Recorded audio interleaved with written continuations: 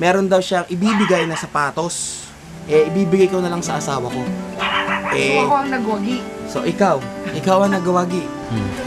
Ito ang tawag doon. Parang high cut lang. Uncle. Ayan. Tingnan mo nga kung kasya sa'yo yan. Ay, buksan niyo to. Yun.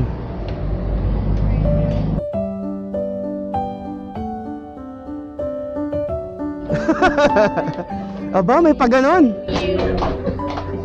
Happy birthday, boss. Thank you. Wish for blue. Wish? Ano bang wish ko? Alam na yun ni Lord. Thank you. Salamat. Ano bro? Kain.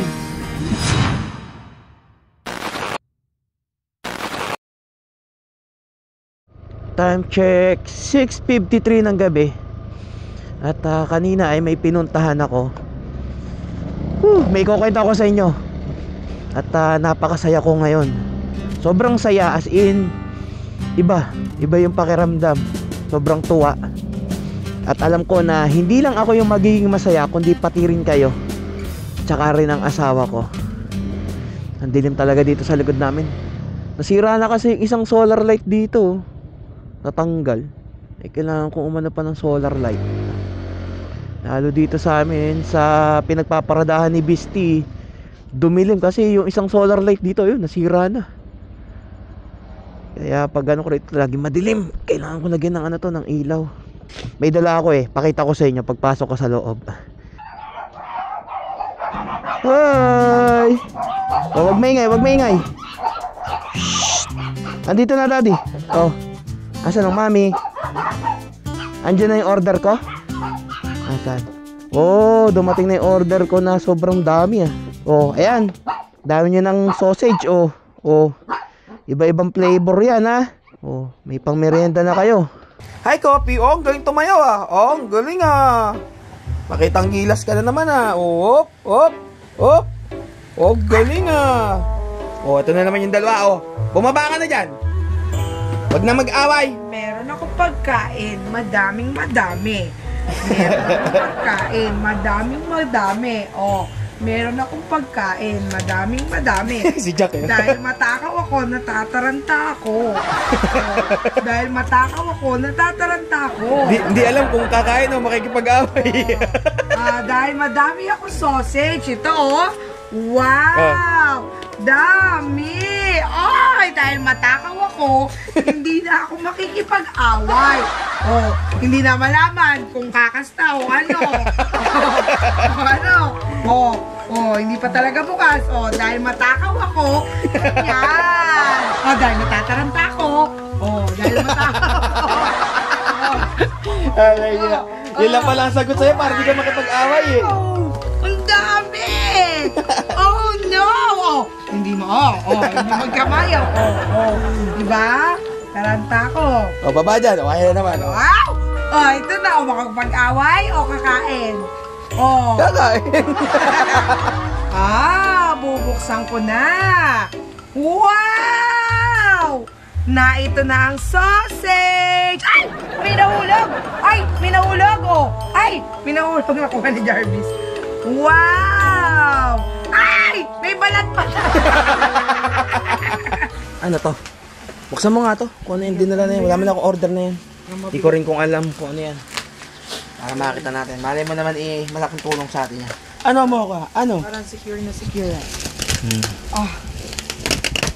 Tumigil. Nag-aano pa kayong dalawa. Uy! At inaano mo yan, Coffee? Para sa kayong babae. Tanga.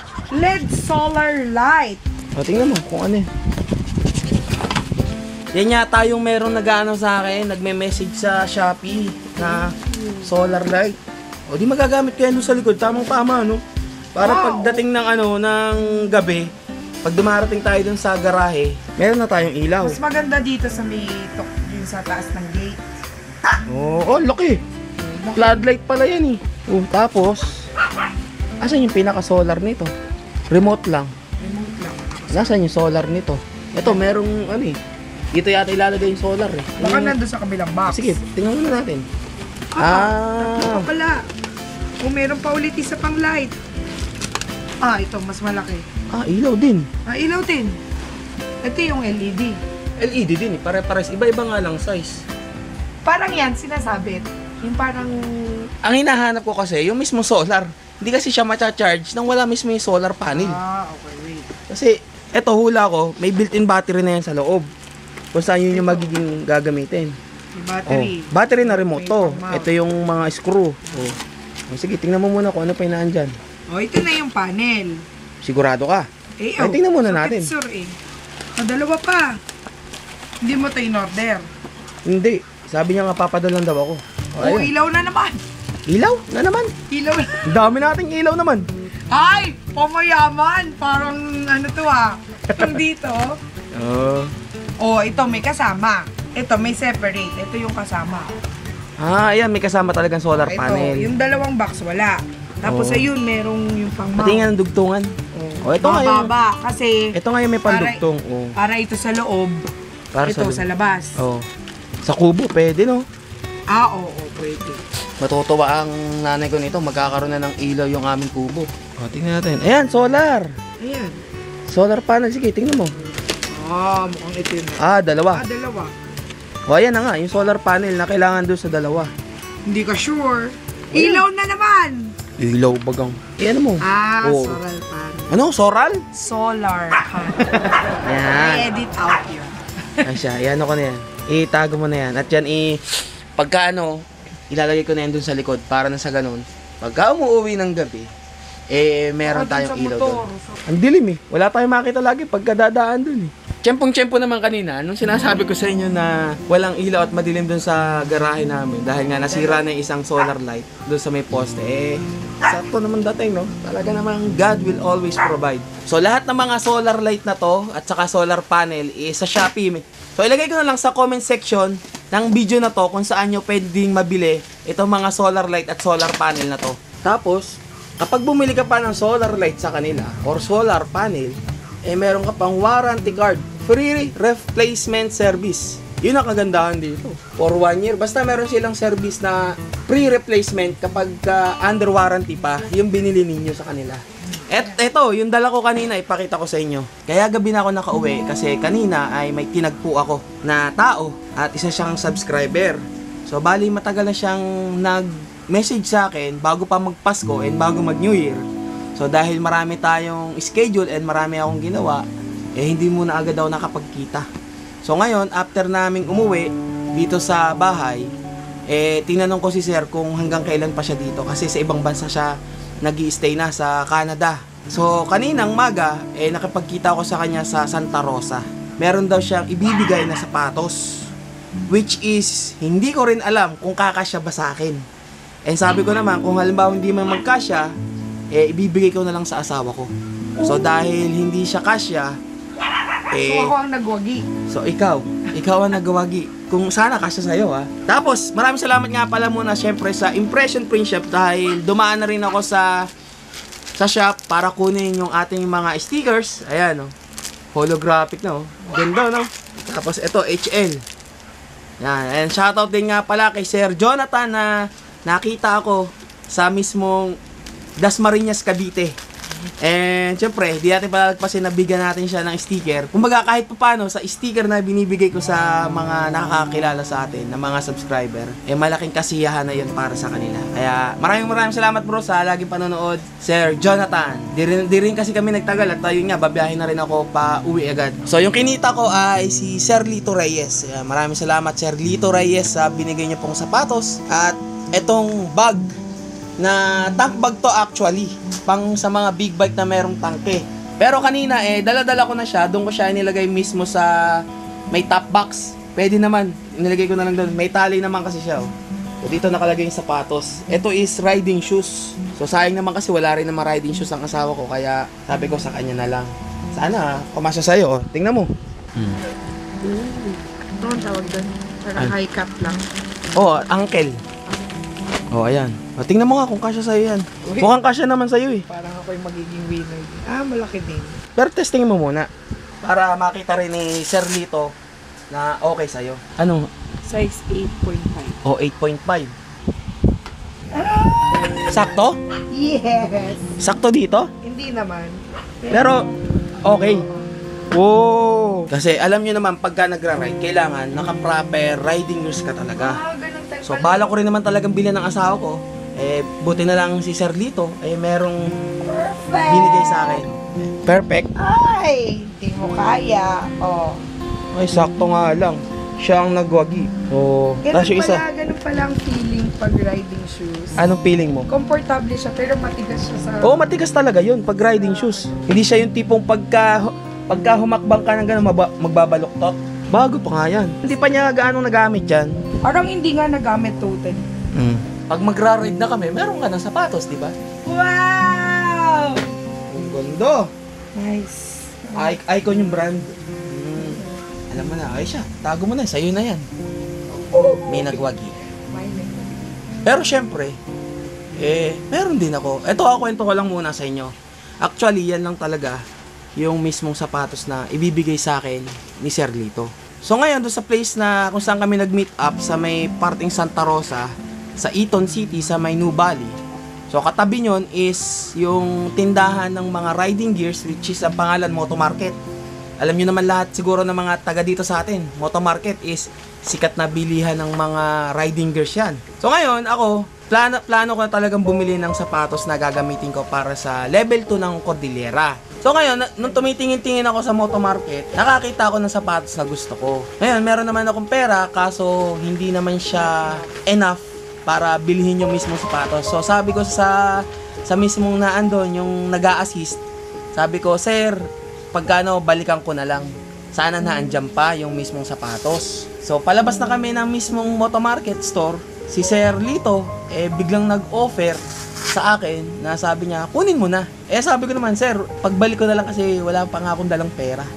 Sabi niya nga, kunin ko na daw. Kasi baka pagbalik ko, wala na yung sapatos, may iba nang nakabili. Kung kasya naman daw sa akin. O sabi, siya na daw ang bahala. So sa akin, ang sabi ko naman kay Sir Lito, sige Sir, bayaran ko na lang po sa inyo pagkabili. Sabi ni Sir, hindi, wag na. Regalo ko na sa'yo. So doon ako nagulat. Regalo niya sa akin, ngayong January kasi, sa mga hindi nakakalam, ito yung birth month ko rin. So sinabi niya na parang regalo niya na sa akin, sabi ko, ito na, Lord, ito ba yung regalo mo sa akin na pa-birthday mo? So syempre, andun na, alam nga naman tanggihan ko pa. Blessings na yun di ba? So maraming salamat Sir Lito kasi hindi ko akalain na magkakaroon ako ng bagong riding shoes na magagamit sa Cordillera Level 2. And maraming salamat nga din pala sa kaibigan ko, hindi ko na babanggitin yung pangalan kasi ayaw niya ipasabi. Bali, nagpadala rin siya sa akin ng pera para nga pambili ng riding shoes. So ngayon, yung pera na yon, ibibili ko na lang ng helmet, na adventure helmet na gagamitin ko para sa level 2 ng Cordillera. And gusto ko rin magpasalamat sa isa pang nagbigay ng blessing sa akin bago pa magpasko noon. So maraming salamat kay Sir JP Lanyas ng Cebu sa ibinigay mong blessings and tulong sa akin. Alam ko na makakatulong din to sa mga ride na gagawin ko, and soon makapunta at makabalik ako dyan sa Cebu. Nasa sa ganun, mapuntahan din kita Sir para makapagpasalamat ng personal. And nung time na nagpunta rin kami ng Cebu, nasabi ko rin na nung ginagawa pa lang yung CC-Lex, gustong gusto ko talaga siyang balikan after na magawa. Nasa ganun, madaanan ko yung CC-Lex kasi yun yung expressway na kahit hindi 400cc yung motor mo, pwede kang pumasok. Sana nga Sir JP, matuloy ngayong taon yung inaasam kong solo Philippine Loop. So parang blessing in disguise yung mga nangyayari sa akin, lalo kay Sir Lito, sa lahat ng mga nagpapaabot ng kanilang suporta sa akin. Maraming salamat. Hindi lang sa panonood ninyo, and meron pa talagang mga kayong ibinibigay sa akin na makakatulong sa mga biyahe ko. At ipagpapatuloy ko yung ginagawa ko kung saan nakakapaghatid ako sa inyo ng kasiyahan. And syempre, alam ko may mga kanya-kanya tayong pinagdadaanan. Sana yung mga napapanood nyo sa akin, sa amin ng asawa ko, nagiging motibasyon sa inyo para yung mga pinagdadaanan nyo, malagpasan nyo rin. Kasi ako rin naman, ganun yung ginagawa ko. Kumukuha ako ng lakas ng loob sa ibang tao na alam ko na mas mabigat pa yung pinagdadaanan sa akin. Kaya maraming salamat sa inyo lahat sa mga suporta na binibigay ninyo. Salamat po. Uy, ako po ang winner. Thank you so much. Magagamit ko po ito. Super useful. Thank you po.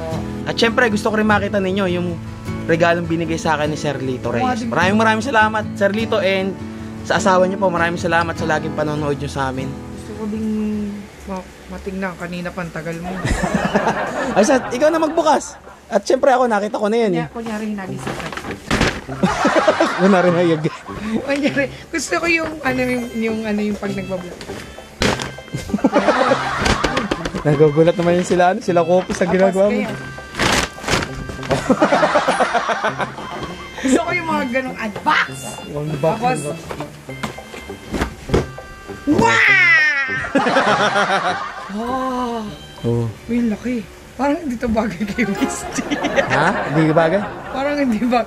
Parang ito yung nanghihingi ng bagong motor. Hindi bagay kay Misty. Ganon? Tapos yung pag yung Panay kakalokohan. O siya. Eh, ano muna? Suot ko muna. Hindi ako susuotin. Ikaw magsusuot? Nasukat mo na to ah. O siya, sige. Tingnan mo. Oh. Mukhang hindi kasya sa'yo sa binte. Ay! Sobra yun. Laki ng binti mo eh. Ay, sobra yun. O, sige, paano yung suot? Never pa ako nagkaroon ng boots. Yung talagang boots na ay, hindi nga cash. O, tama, laki naman ng binti mo. Buweset. Awas dun sa ano, oh. Ang laki ng binti mo. Buweset, hindi masasawa. Ano ba? Paano yung binti yan? Bastos din ang bibig mo. Hindi nga, ba't ganyan kalaki kasi binti mo? Sabi mo sa nanay ko! Siya nagluwal sa akin. Ang laki kasi ng binti. Tingnan nyo naman kasi yung binti kung ano yung litong passion. Laki ng binti. Ayoko na. May sabarin mo na. Baka masira pa, di ko pa nagagamit yan eh. Sira naman yung pangarap ko. Ganun lang. Oh. Why? Mukhang di aabot ka to eh. Ay, wag mo na, baka masira. Hubarin mo na. Sama naman ang ugali nito sapatos na to. Tanggalin mo. Kasi kung ano lang yung iyo, yun lang yung isuot mo. Hindi yung pati akin isusuot mo pa. Ito yung binigay sa akin ni Sir Lito Reyes. Talagang sobrang magagamit ko to sa adventure na ginagawa namin. Mag-ride na tayo. Gamitin na kagad natin. Aywa. Time check, 1:23 PM. At andito tayo ngayon sa mismong kahabaan ng 10th Avenue sa Caloocan. Bibili tayo ng helmet na gagamitin natin sa level 2. Meron na akong choice kung anong helmet ang gusto kong gamitin. Uy, Kimco. Meron pala dito. Tingin na rin pala tayo ng ng gloves na gagamitin. Mura lang pa, maganda to. Unang bunga agad, kulay pula. Helmet muna yung unahin natin. Ito yung isang branch ng SEC dito sa Caloocan. Yung maliit lang to. Yung sinasabi ni Sir kanina, tinanong ko na main branch. Yung doon yata yung malaki. Hanap tayo ng helmet na bagay sa atin. Dahil adventure tayo, ay di adventure helmet. Ito, una agad bumungad sa akin, oh. Ganda. Kaso yung presyo, kung kaya ba ng budget natin. Kaso hindi kasi ako pan ng ng gantong matte. Ang gusto ko yung glossy, yung parang ganto. Medyo mabigat pala to. Ano pala to? Modular na adventure helmet. Hinahanap ko yung isang helmet na natatanggal yung sa may chin. Tingnan natin doon sa kabilang branch, sa main branch. Hanapin natin yung pinunta natin. Ito yung nakita natin kanina dun. Kaso ang trip ko, yung Gymkhana pala tawag dun. Wala na daw pala Gymkhana. Kasi nag-sale, di nagkaubusan. Sa mga reseller na lang daw meron. Hanap na lang muna tayo ng ibang magagamit natin. Kundi gloves. Gloves na lang muna ang bilhin natin dito. May mga naka-display din palang big bike dito. Triumph. Sino unang Ducati? R1 ni Trupa. Andito. Ayun eh. SEC pala yung nakabili nung R1 ni Trupa. Okay, maganda. Sakto lang sa kamay ko. Maganda yung niya, yung material. Ito na, bilhin ko na to. Gloves lang yung nabili ko dito sa main branch ng SEC. At wala yung hinahanap kong helmet na gusto ko. So tinanong ko kung magkakaroon pa, sabi hindi na raw yata. Kung saan na lang daw merong stock, doon ako bibili. Nagtanong ako kung saan meron, ang sabi ay sa SEC Valenzuela. Sinearch ko, 3.4 kilometers lang naman yung layo, malapit lang. Sadyain ko na, puntahan ko na. Baka meron pa doon. Para sa ganun sulit ang punta natin dito. At dadaan din ako ng Shipa office dahil kukunin ko yung gulong na replacement para doon sa nakabili sa amin. Ayun panay Shipa shod. And kung makikita nyo nga pala, suot ko na yung ating bagong riding boots at kumbaga bine-break in ko na. Sinasanay ko na yung paa ko na ganito yung gamit ko. Para pag ano natin ng Cordillera, eh kayang-kaya na natin. Mamaya malalaman nyo kung may nabili ba akong helmet or wala. Diretso na tayo ng Shipa office.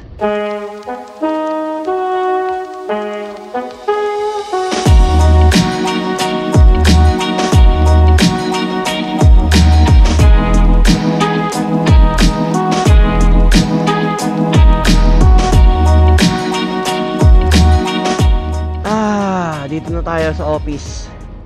Malanjong yan. Kung saan ako nagpupunta sa Valenzuela, di ko makita yung Sec Moto Supply sa Valenzuela. Eh wala na ako nabiling helmet. Siguro hindi talaga para sa akin yung helmet na yun. Malayo pa naman yung Cordillera natin. Makakano pa ako ng kung anong helmet. Oh, parang kilala ko to. Parang kay pobreng manlalakbay to Sigurado nandito yun. Time check, alas 3 na pala. Naku, wag naman sanang umulan at makulimlim. Sinisipon-sipon pa ako. Tagal Hello. Tagal magbukas ngayon Bilit, kukunin ko lang yung gulong para makauwi na rin ako. Hindi ako nakabiling helmet Tagal naman. Ano yung ginagawa sa loob? Ay, buksan niyo to. Yun.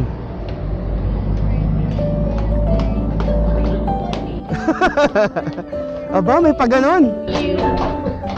Wala bang konfeti? May pa ganon pa. Hey. Happy birthday, boss. Thank you. Wish for blow. Wish? Ano bang wish ko? Alam na yun ni Lord. Thank you. Salamat.